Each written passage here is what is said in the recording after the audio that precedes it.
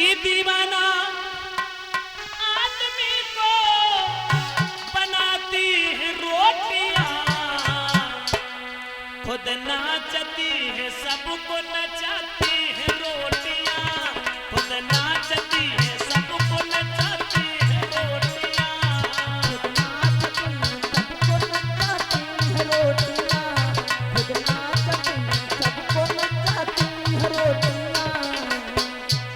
रोटी के पीछे कौन क्या काम नहीं करता, रोटी के पीछे इंसान झूठ बोलता, रोटी के पीछे पानी भी कुएं का बेचता, भाई का दुश्मन भाई है रोटी के लिए, पंच कहीं पे अन्यायी है रोटी के लिए, बहू सास में लड़ाई है रोटी के लिए, बहु सास में लड़ाई है रोटी के लिए, बहु सास में लड़ाई है रोटी के लिए। रोटी की खातिर बन गई घर घर में पासियां, गुरुदेव खुद नाचती है सबको नचाती है रोटियां, सबको नचाती है रोटियां, सबको नचाती है रोटियां।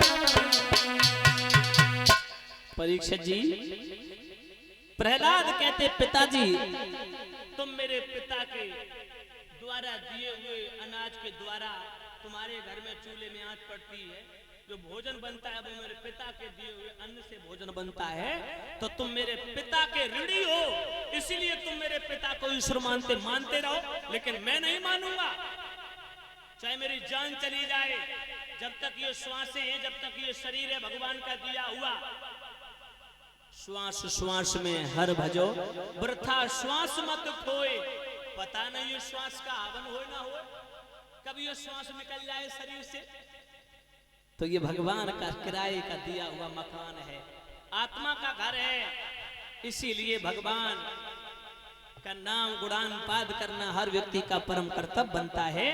संत अमर परीक्षित जी पहुंचे हैं प्रहलाद को लेकर के हिरण्यकश्यप के पास, बोले महाराज संभालिएगा, इसने तो खोपड़ी खराब कर दी, इसने सारे विद्यालय के बच्चे थे उनकी भी बुद्धि खराब कर दी, ये सुंदर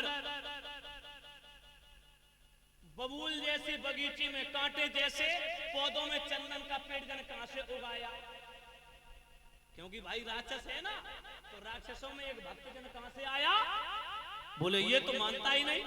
प्रहलाद को गोद में बैठा हिरण्यकश्यप ने, और हिरण्यकश्यप ने बैठा करके समझाया, मेरे लाल तू जिसका नाम ले रहा वो हमारा दुश्मन है, तुम्हारा दुश्मन है, हम सबको का, हम सारे लोगों का, हम सबका, जितने भी राक्षस वंश के लोग हैं सबका शत्रु है।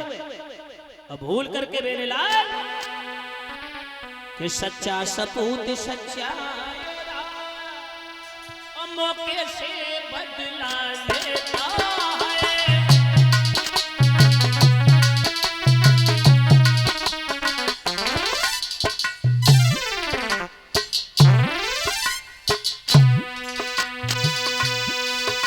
सच्चा सपूत सच्चा योद्धा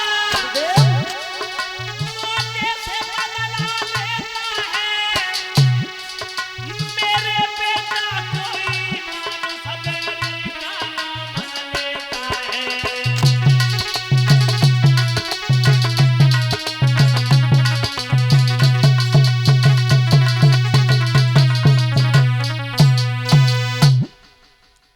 सच्चा सपूत सच्चा योद्धा मौके से बदला लेता है, और मेरे लाला कोई ऐसा मनुष्य नहीं जो बैरी का नाम ले, तू शत्रु का नाम ले रहा है। प्रहलाद कहते हैं पिताजी तुम भगवान को दुश्मन मानते, ये तुम्हारी मूर्खता है।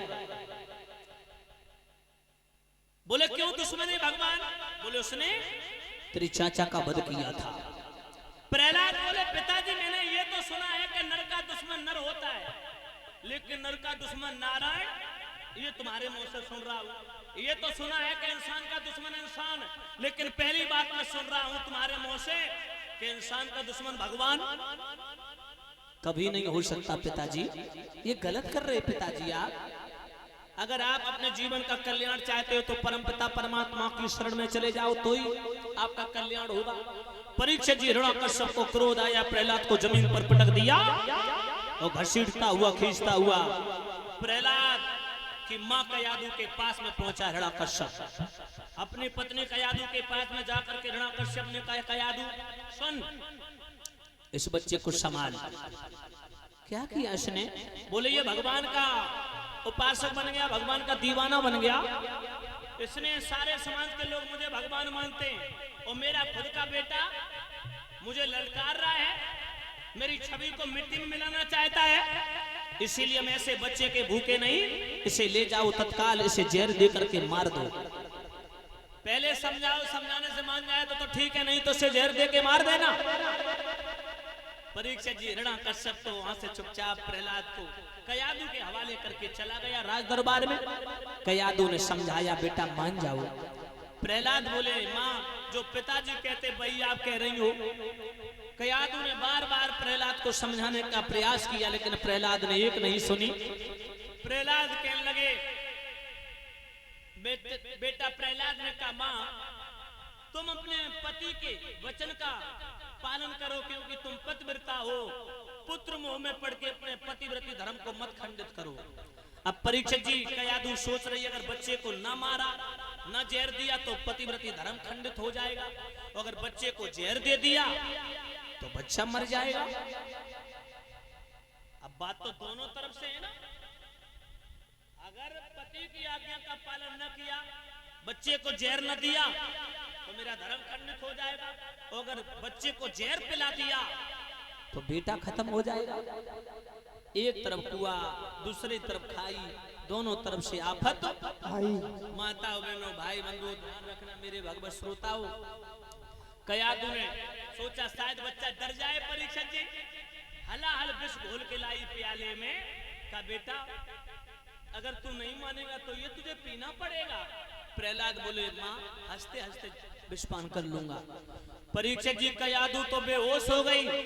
प्रहलाद ने वो प्याला उठाया, अपने मुंह से लगाया, मुंह से लगाते लगाते भगवान के दर्शन होते हैं। जो उस जहर में, उस हलाहल विष में माताओं भगवान के दर्शन होते हैं, उसी समय प्रहलाद को विश्वास हो गया, आत्मीय बल मिल गया कि अब मेरा बाल बांका नहीं होगा। और प्रहलाद ने परीक्षित जी वो सारा का सारा विषपान कर लिया। श्री कृष्ण गोविंद हरे मुरारे, हे नाथ नारायण वासुदेवा। परीक्षित जी विष पी लिया। इधर हिरण्यकश्यप ने सोचा कि चलो